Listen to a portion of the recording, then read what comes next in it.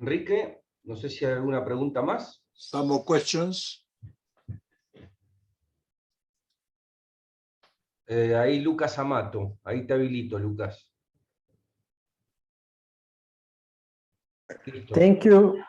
Thank you, Professor Aarnio.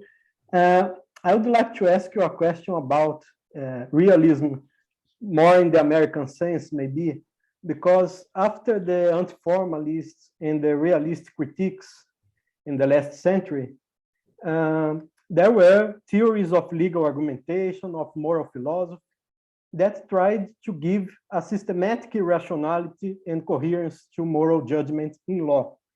But to specify legal reasoning within the wider field of practical reason and not to collapse legal reasoning in a discourse of general morality, some authors like you, I think, like Perelman, McCormick, seem to recover nowadays some concepts and methodologies that have been disregarded for many decades, like the ideas of subsumption, deductive inference, syllogism, rule. Do you see this as a kind of new legal formalism within the theories of practical reason and argumentation? Would you conceive your own work in these terms as a kind of new legal formalism within the field of practical reasoning and the theory of argumentation? Thanks. Okay. I think that there is a very important point. The older I have become, the more I am interested in the basis of all kind of that, let's say, positivistic or this kind of structure of legal reasoning that we can count, for instance, sources of doctrine of sources of law, how to use the sources of law, what is rationality in large sense or strict sense in legal issues, etc. All that kind of methodological side of legal reasoning is I think nowadays not so important for me, because I haven't anything else to say about this. The rules of rational discourse, they are already formulated. That kind of Weinberger and McCormick's presentation about the institutions, they have already written, but very seldom people are thinking of the real basis of legal reasoning or moral reasoning in the name of ontology.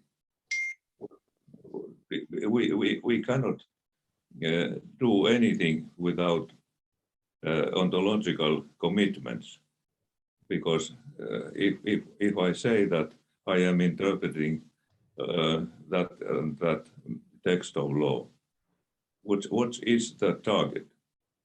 What is the substance?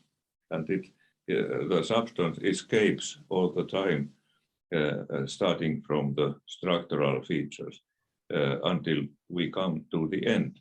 And for me, I must confess that I am much more interested now than before what I am doing as a lawyer when I say to analyze or when I say to write doctrinal essay book on doctrinal study of law. What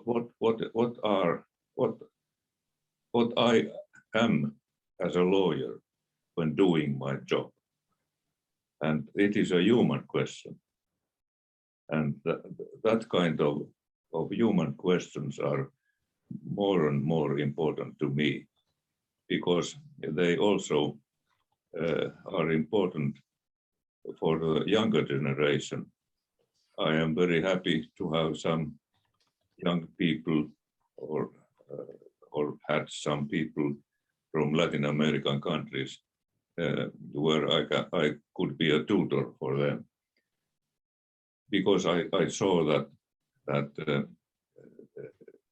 they are serving their countries in order to change the human side of it, not only in order to learn how to argue and how to do it in a rational way, but also in order to influence to the attitudes and evaluations of people making the future better.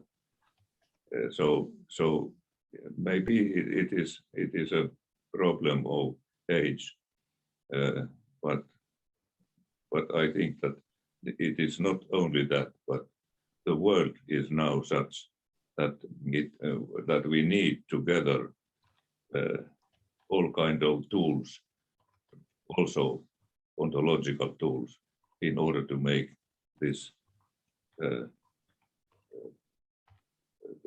this our all better place to live.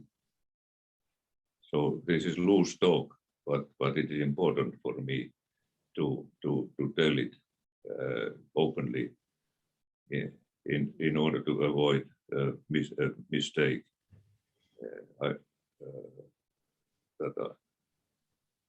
that very easily is caused by this kind of presentations about the ontological status of law.